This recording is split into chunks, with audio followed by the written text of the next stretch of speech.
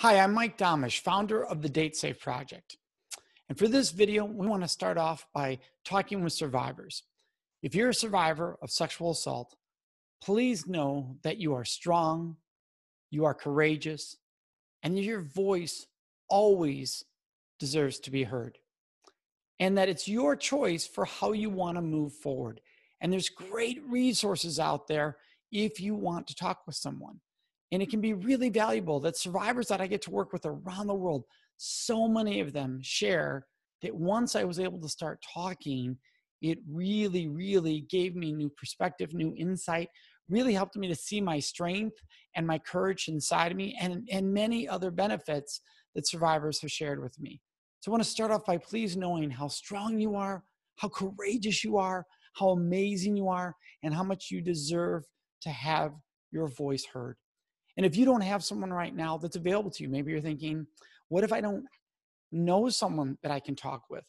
What if I don't have someone close to me that I feel safe having this conversation with? Then know that there are lots of amazing, wonderful resources out there. Whether it's RAIN, which is Rape, Abuse, and Incest National Network, they have an 800 number.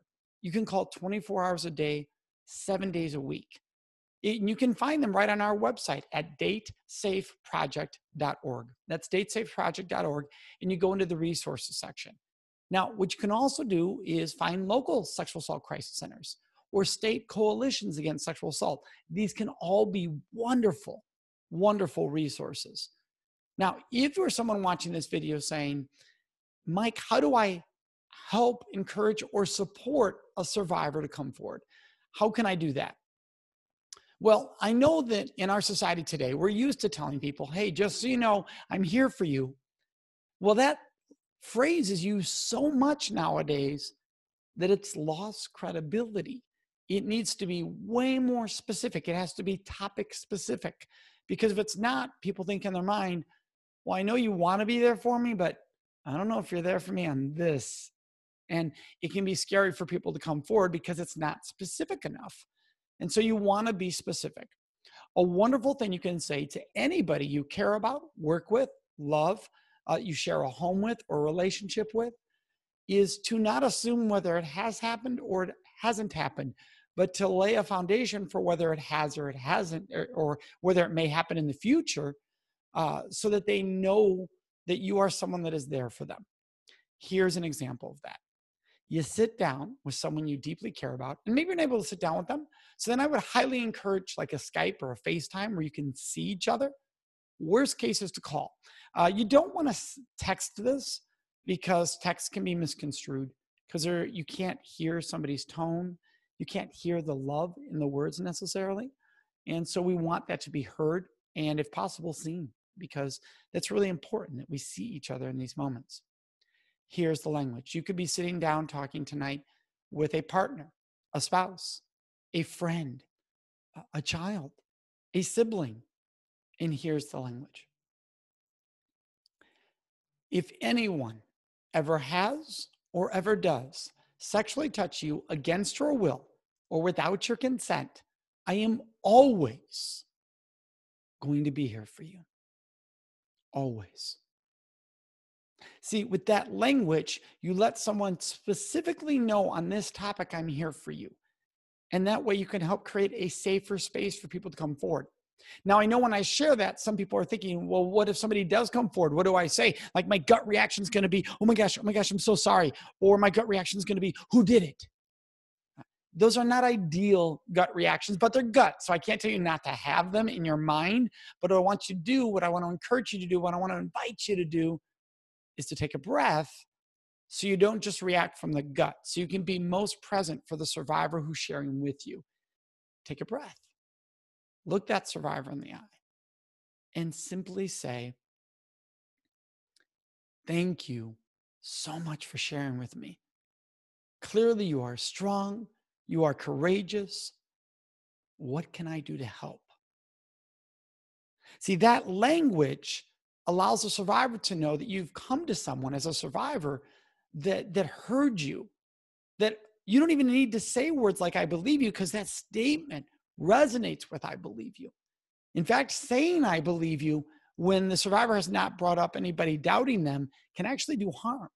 So you might be going, what do you mean it can be harmful to tell a survivor, I believe you? Well, once again, how you say things matter. And a lot of people accidentally stress the wrong word. They do something like this. They'll go, just so you know, I believe you. Well, the problem with that is a survivor can hear that and think, are you implying others are not going to believe me? And it can actually cause more harm than good. Now, don't get me wrong. If a survivor says to you, I don't think anyone's going to believe me, then it makes sense because you're responding to something they're sharing to say, I do. I absolutely believe you. And there's lots of people who can support you and I know will believe you. And that's when you could share, for instance, maybe, the local crisis center, the state coalition. You can let them know that they deserve to be able to talk with someone. And that's really important. You deserve to be able to talk with someone. Notice I'm not saying you need to, you must, you should. Because when you use language like you need to, it sounds like you have a problem and you need to go do this. Like it's your fault or your job. You need to do this. Instead of, you deserve to be able to talk with someone. You're so amazing, so incredible. You deserve to have your voice heard. And there are professionals out there that are trained to be there just for survivors. This is their passion and their expertise, and you deserve to talk with that individual or one of those individuals. Language and our passion, our love, and our empathy in that moment becomes very, very important. Notice I didn't say sympathy, right? Somebody doesn't want to hear you say, oh my gosh, I'm so sorry, because that comes off as pity. You want love and empathy and support in that moment. Now, for those of you saying, Mike, I'm around family a lot, and they make comments that can be triggering or concerning, or I see what's happening in the news and it can triggering, or maybe the holidays, certain holidays coming up where you're around people. What do I do? Know that you always have the right to walk away if that's going to help you feel safe. What no one should have to feel is that you have to take on everyone else's battles, because when you do that, you're wearing the burden of the world on your shoulders, and you might have your own burdens.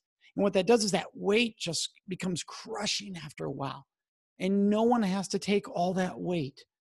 It is not your responsibility to think I have to fix everybody who says messed up things or says triggered things. You don't have to do that. If you feel safer for you to walk away at that moment, that's okay. You got to take care of you. Now, if you're thinking, but Mike, what if I want to speak out? I am never going to tell anybody not to exercise their voice or even how to use their voice. Now, people ask me, what are effective methods that tend to connect with people? And we answer that. We're happy to share that. But it's your choice how you exercise your voice. I know people that say, I'm not in a place yet where I can engage. I'm likely to say something that could come off as angry. And you know what?